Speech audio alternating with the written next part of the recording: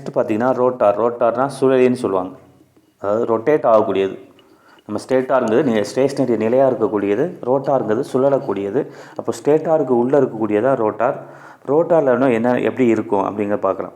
த rotor contains magnetic field winding. இந்த magnetic poles are magnetized by DC source. இப்போ rotor contains a field winding, magnetic field winding. The magnetic poles are magnetized by.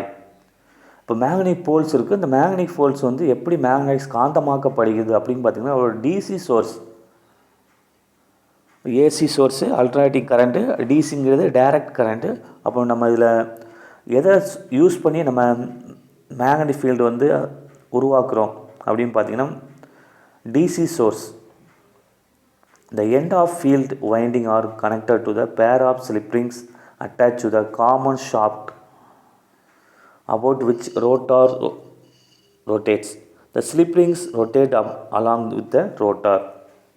To maintain the connection between the DC source and field winding, two brushes are used which continuously slide over the slip ring.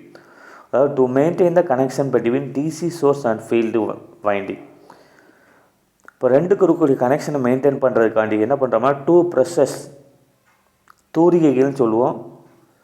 ஷாஃப்ட்னால் நமக்கு தெரியும், அச்சு, அதாவது மோட்டாரில் சென்டரில் இருக்கும், அதைத்தான் நம்ம ஷாஃப்ட்டுன்னு சொல்லுவோம். அப்போ to maintain connection between DC source and field winding, ரெண்டுக்கு உள்ள கனெக்ஷனை வந்து மெயின்டைன் பண்ணுறதுக்காக என்ன பண்ணுறோம்னா two brushes are used which continuously, ரெண்டு ப்ரெஷஸ் வந்து யூஸ் பண்ணுறோம், அதாவது தூரிகைகள்னு சொல்கிறோம். There are two types of rotor used in the alternator. அப்போ ரோட்டாரில் ரெண்டு விதமான ரோட்டார் இருக்குது. ஒன்று வந்து salient pole rotor and cylindrical pole rotor. Two types of rotor, ஒன்று salient pole rotor, அடுத்து cylindrical pole rotor. அதோட அமைப்பு வந்து ஒவ்வொன்றுக்கு கொடுத்துருக்காங்க.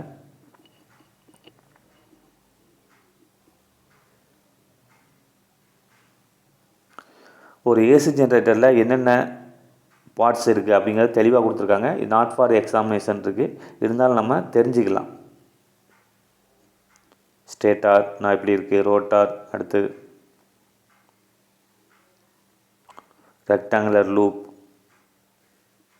ஆர்மச்சூர் வைண்டிங், எப்படி வைண்டிங் பண்ணியிருப்பாங்க, இது எல்லாமே நம்ம பார்த்துருப்போம் ஒரு மோட்டாரில். Slip ring, stator core and rotor. Stator வந்து ஸ்டேஷ்னரி ஆகக்கூடியது, அதுக்கு உள்ளே தான் நம்ம இருக்கக்கூடியதான் ரோட்டார்.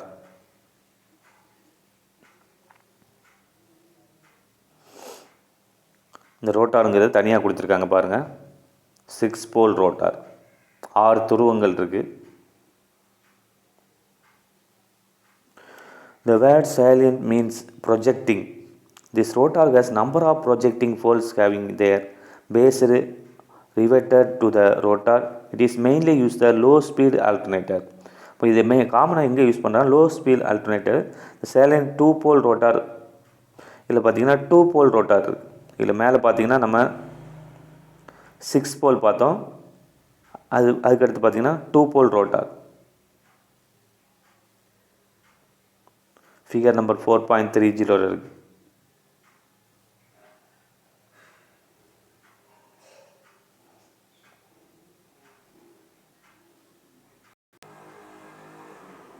இதில் பார்த்தீங்கன்னா 2 போல் ரோட்டார்.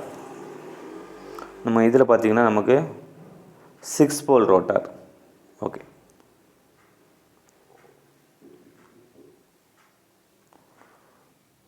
இப்போ cross sectional view of cylindrical 2 pole rotor. 2 pole ரோட்டாரோட குறுக்கு வெட்டு தோற்றம் வந்து எப்படி இருக்குது. The rotor consists of smooth solid cylinder. The slots are cut on the outer surface of the cylinder along its length.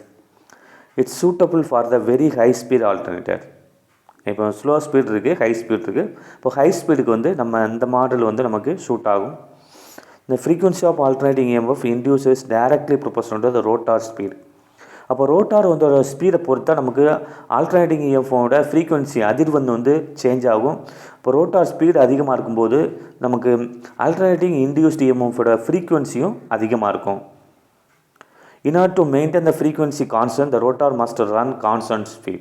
அப்போ நமக்கு அதிகமாக வேணுமோ ஃபாஸ்ட்டாக ரொட்டேட் ஆகணும், ரோட்டாரோட ஸ்பீட் அதிகமாக இருந்தால் நமக்கு ஆல்டர்னேட்டிங் EMFோட ஃப்ரீக்வன்சி அதிகமாக இருக்கும். அப்போ கான்ஸ்டண்ட்டாக இருக்கிறதுனா மெயின்டைன் த ஃப்ரீக்வன்சி கான்ஸ்டண்ட்டாக இருந்தால் ரோட்டார் மஸ்ட் த கான்ஸ்டன்ட் ஸ்பீட். இப்போ ரோட்டார் வந்து கான்ஸ்டண்ட்டாக ரொட்டேட் ஆகும்போது நமக்கு கிடைக்கக்கூடிய ஃப்ரீக்வன்சி எப்படி இருக்கும்? கான்ஸ்டண்ட்டாக இருக்கும். ஸ்பீடாக இருந்தால் நமக்கு ஃப்ரீக்வன்சி அதிகமாக இருக்கும். மெதுவாக ரொட்டேட் ஆகும்போது நமக்கு ஃப்ரீக்வன்சி கம்மியாக இருக்கும். நம்ம கான்ஸ்டண்ட்டாக வேணும்னா நம்ம கான்ஸ்டண்ட்டாக மெயின்டைன் பண்ணணும்னா நமக்கு ரோட்டாரோட ஸ்பீடும் எப்படி இருக்கணும்? கான்ஸ்டண்ட்டாக இருக்கணும். There are standard construction detail of alternators based on the type of alternator being constructed. The detail like number of poles, pole type, number of coils and type of winding would change from one another.